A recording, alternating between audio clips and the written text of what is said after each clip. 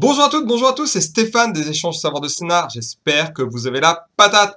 Aujourd'hui, je suis de retour après un an d'absence. Vous savez, quand on fait une chaîne de manière bénévole, il faut avoir du temps et de la motivation pour produire du contenu. Et là, j'ai envie de vous dire que de la motivation, j'en ai grâce au membre de l'association qui me montre des fictions incroyables. Vous savez que raconter des histoires, j'aime les contes. J'ai beaucoup parlé d'Andersen, que comment construire un récit, comment on raconte une histoire, c'est un sujet qui me passionne, j'ai envie de dire, c'est presque un petit côté littéraire alors que j'ai une formation scientifique, mais les deux ne s'opposent pas. On m'a beaucoup montré, à travers des membres d'associations, m'ont beaucoup montré des animés.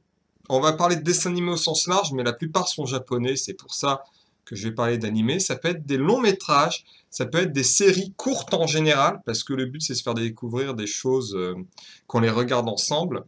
Et donc en fait, quand je parle de séries courtes, hein, c'est des séries qui font entre 12 et 26, en général épisodes de 25 minutes.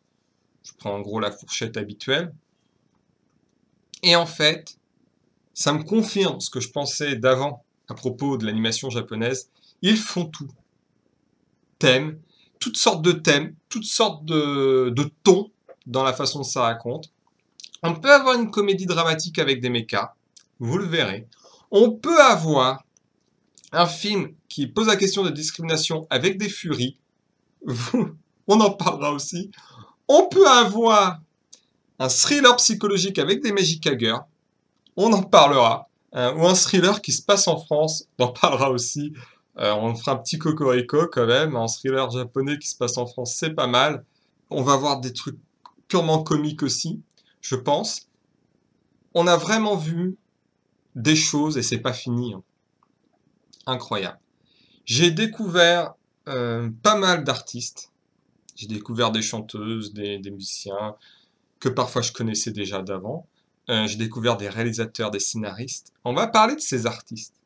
Ces artistes, ce qu'ils font, qu'est-ce qu'ils racontent à travers ce qu'ils font.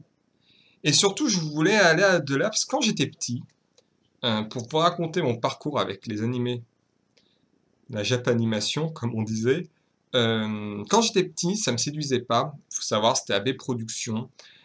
C'était la production de l'époque, c'était pas évident. Il y avait de la censure parce que c'était trop violent. Parce qu'évidemment, quand vous prenez Ken le Survivant, qui s'adresse à des ados japonais, et que vous pensez montrer ça à un public d'enfants de 6 ans, c'est compliqué. C'est compliqué. C'était pas le public cible, les petits. Et donc, en fait, ils censuraient, évidemment, et il y avait de la perte de sens. Et donc, évidemment, tous ces animés-là, en plus, graphiquement, à l'époque, voilà, quand vous êtes enfant, vous savez, vous êtes parfois très catégorique, ne me séduisez pas. C'est plus grand vers fin collège, avec l'émission La Case sur Canal+, que j'ai découvert des animés, certains nous en parleront. Vous pouvez voir que c'était des choses différentes.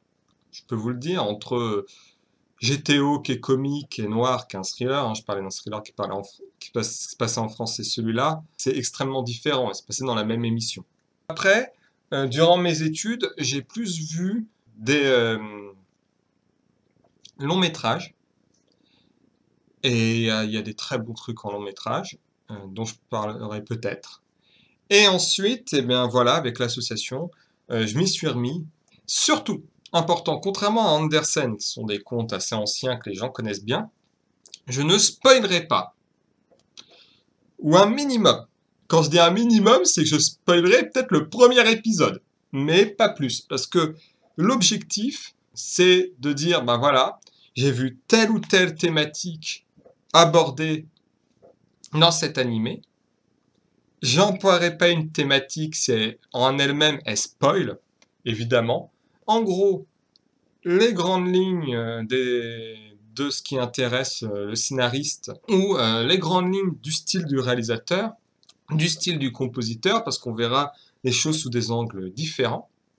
Parce que je vous dis que j'ai des découvertes auditives absolument dingues dans mon parcours de l'adolescence jusqu'à aujourd'hui dans les animés.